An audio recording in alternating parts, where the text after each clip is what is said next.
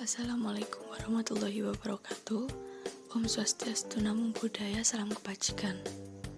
Bagaimana kabarnya teman-teman? Bagaimana kabarnya selama masa karantina di rumah? Apakah menyenangkan? Semoga teman-teman semua dalam lindungan Allah Subhanahu wa Ta'ala dari penyakit yang tengah melanda di Indonesia ini. Kami dari kelompok 8 ingin mempresentasikan sebuah kasus badai matahari yang terjadi pada tahun 1859. Materi pertama akan disampaikan oleh saya sendiri. Sebelumnya, perkenalkan anggota dari kelompok kami, yaitu Perkenalkan, nama saya Raihan Mahmud, NPM 19103030108 dari kelas IPA B. Perkenalkan, nama saya Safira Kartika Putri, NPM 19103030361.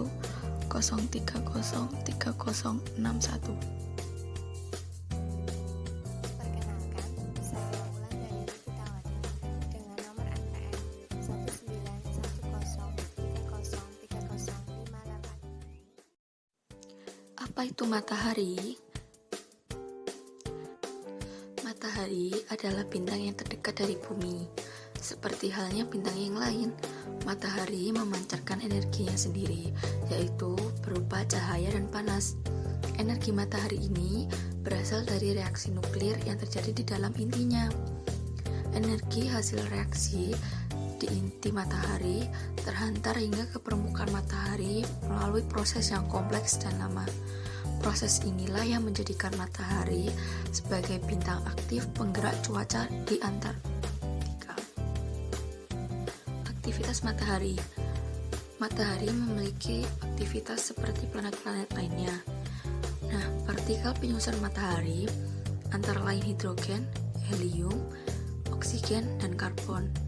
Reaksi fusi atau penggabungan inti atom-atom tersebut menghasilkan energi yang sangat besar dan terpancar ke segala arah. Pancaran energi ini menyebabkan aktivitas-aktivitas pada lapisan matahari. Aktivitas matahari ini dapat dipantau dengan menggunakan teropong Hale di Palomar, Amerika Serikat. Aktivitas matahari yang pertama adalah bintik matahari. Bintik matahari ini memiliki beberapa bagian, yaitu bagian tepi sunspot atau bintik matahari disebut penumbra. Suhunya mencapai 5200 derajat Celcius. Sedangkan pada bagian tengah disebut umbra. Suhu di sini mencapai sekitar 4200 derajat Celcius. Nah, apa sih itu bintik matahari? Bintik matahari atau yang biasa dikenal dengan sunspot terlihat sebagai bercak hitam di permukaan matahari. Daerah sunspot ini memiliki medan magnet yang sangat besar, mencapai 1000 hingga 4000 Gauss, dan sering berpindah-pindah tempat. Bintik matahari ini menyebabkan musim dingin di bumi yang berkepanjangan karena energi yang dipancarkan oleh fotosfer berkurang. Aktivitas matahari yang kedua adalah letupan atau nama lainnya flare. Flare ini adalah ledakan di matahari yang diakibatkan bertemunya dua garis gaya magnet yang saling berlawanan atau rekoneksi. Selain mampu melepaskan partikel berenergi tinggi, terutama proton, flare ini mampu memancarkan radiasi gelombang elektromagnetik, terutama sinar X dan UV. Radiasi gelombang EM ini dapat mencapai bumi hanya dalam waktu sekitar 8 menit, sedangkan proton berenergi tinggi umumnya sekitar 1 jam sampai ke bumi. Flare dapat menyebabkan gangguan sistem komunikasi radio. Selanjutnya, aktivitas matahari yang ketiga adalah lidah api atau yang dikenal dengan nama prominensa. Prominensa merupakan plasma yang terangkat ke atmosfer matahari dan biasanya berbentuk busur karena mengikuti bentuk garis gaya magnet. Prominensa tampak terang dan panas, meskipun sebenarnya lebih dingin dibandingkan kromosfer dan korona matahari. Prominensa ini dapat bertahan selama beberapa hari dan dapat terlepas ke angkasa sebagai lontaran massa corona atau CME. Massa gas yang memancar dari inti berupa proton dan elektron berkecepatan tinggi dari atom hidrogen. Sebelum masuk ke atmosfer bumi, partikel tertangkap oleh sabuk Van Allen sehingga kecepatannya berkurang. Partikel bermuatan tersebut bertabrakan dengan atom hidrogen dan nitrogen sehingga menghamburkan cahaya dengan warna-warna tertentu. Peristiwa ini disebut dengan aurora. Yang berikutnya merupakan lubang korona atau gumpalan fotosfer. Gas partikel penyusun matahari itu tidak pernah diam. Gas itu selalu bergerak karena suhu matahari yang sangat tinggi. Energi dari inti yang sangat besar akan menyebar ke segala arah dan mengakibatkan terjadinya gumpalan-gumpalan gas panas yang seolah-olah mengepul dari inti matahari. Nah, itulah yang disebut lubang korona atau gumpalan fotosfer. Yang selanjutnya adalah badai matahari atau lontaran massa corona. Teman-teman tahu nggak sih apa itu badai matahari? Belum tahu kan? Badai matahari adalah siklus 11 tahunan matahari yang memiliki kekuatan 10 kali lipat dibandingkan angin matahari. Bagaimana sih badai matahari itu terjadi? Badai matahari terjadi ketika ada pelepasan energi magnetik secara tiba-tiba yang ada di atmosfer matahari. Saat terjadi badai matahari, peningkatan suhu di bagian plasma matahari mencapai jutaan Kelvin dengan disertai dengan partikel-partikel yang berakselerasi mendekati kecepatan cahaya. Badai matahari sering terjadi seiring dengan luapan massa corona. Badai matahari juga dapat menyebabkan dampak buruk, salah satunya terhadap pesawat ulang-alik, satelit, dan komunikasi di bumi. Energi yang dilepaskan pada saat peristiwa badai matahari sangatlah besar karena mengandung massa yang sangat besar dengan kecepatan yang sangat tinggi. Pada saat badai matahari terjadi, sekitar 2 kali 10 pangkat 11 kg hingga 4 kali 10 pangkat 13 kg materi corona terlontar dengan energi sebesar 10 Joule hingga 6 kali 10 pangkat 24 Joule. Kecepatan materi pada saat badai matahari bervariasi, mulai dari 20 km per sekon hingga mencapai 2000 km per sekon. Namun, rata-rata yang sering terjadi yaitu mencapai 350 km per sekon. Selanjutnya, ini ada contoh dari badai matahari, yaitu badai matahari pada tahun 1859.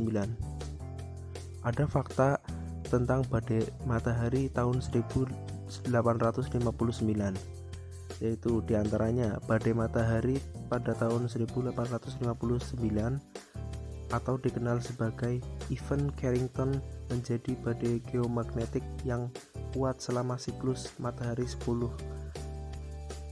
matahari ke-10 sejak 1755. Nah, badai ini terjadi pada 12 September 1859. Badai matahari 1859 merupakan badai matahari yang pertama kali didokumentasikan oleh Carrington dengan menggunakan teleskop observatorium pribadinya dan membuat sketsa bintik matahari. Menurut ilmuwan NASA, peristiwa ini adalah badai terbesar yang didokumentasikan dalam 500 tahun terakhir. Lembaga Administrasi Kelautan dan Atmosfer Amerika Serikat juga menyebutkan badai matahari Carrington memicu penampakan aurora besar yang dapat dilihat hingga Karibia. Selanjutnya, badai matahari terjadi ketika muncul flare and coronal mass ejection atau disingkat CME. Flare adalah ledakan besar di atmosfer matahari yang dayanya setara dengan 66 juta kali ledakan bom atom Hiroshima. Adapun CME merupakan ledakan yang sangat besar yang menyebabkan lontaran partikel berkecepatan 400 km per detik.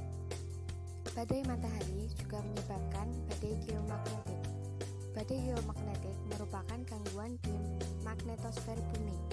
Penyebabnya adalah interaksi antara angin matahari dengan aliran partikel berenergi yang mengalir keluar dari matahari melewati tata surya, kemudian berinteraksi juga dengan medan magnet bumi. Saat badai matahari menghantam atmosfer, maka medan magnet bumi di sekitar kutub akan tidak stabil. Lonjakan tegangan listrik akan tidak terkendali. Fenomena badai geomagnetik di bumi merupakan kejadian luar biasa yang terjadi dalam siklus luar angkasa. Badai matahari merupakan wujud siklus dari matahari yang selalu aktif. Saat siklus sedang klimaks, angin matahari akan kencang dan partikel akan bergerak lebih lincah. Bumi pun akan terpapar partikel bermuatan tinggi dan radiasi elektromagnetik yang tinggi. Selanjutnya adalah dampak badai matahari tahun 1859. Badai matahari tahun 1859 menimbulkan beberapa dampak, di antaranya yang pertama, pembangkit listrik di Provinsi Quebec, Kanada mengalami lonjakan tekanan listrik yang tak terkendali yang menyebabkan terbakarnya sekring sebuah transformator utama yang berlangsung selama 12 jam di kota Kanada. Selama 12 jam, kota Kanada mengalami lumpuh total. Yang kedua, badai matahari menyebabkan rusaknya kabel telegraf sepanjang 200.000 km di sepanjang Eropa dan Amerika Serikat. Yang ketiga, memicu penampakan aurora besar yang dapat dilihat dari Amerika Serikat hingga Karibia. Yang keempat, satelit yang melintas di sekitar kutub dapat mengalami gangguan teknis, bahkan bisa menyebabkan padam sementara. Jika ledakan tinggi terjadi, maka satelit ini dapat jatuh ke bumi.